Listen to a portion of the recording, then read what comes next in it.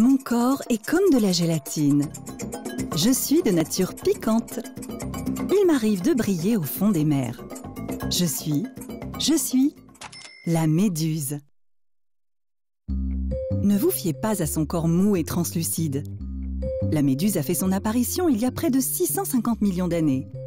Océan, mangrove, eau douce, elle vit dans tous les milieux, de la surface jusqu'aux abysses.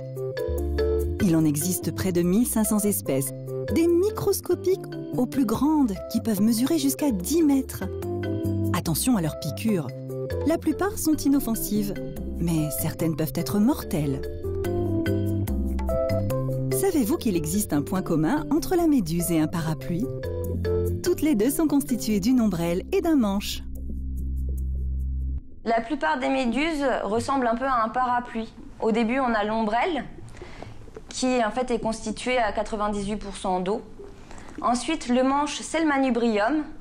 Et enfin, on a les tentacules qui peuvent être plus ou moins longs en fonction de l'espèce. Comment s'y prend-elle pour capturer ses proies? Sur ces tentacules, il va y avoir plein de petits sacs, ce sont des cellules, qui abritent le harpon qui, lui, est rempli de venin. Et lorsqu'une proie s'approche, hop, il va y avoir une contraction de ce petit sac qui va sortir le harpon et s'agripper à la proie, le paralysant.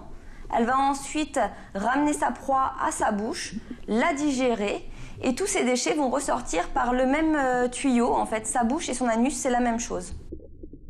Pourquoi envahissent-elles les mers?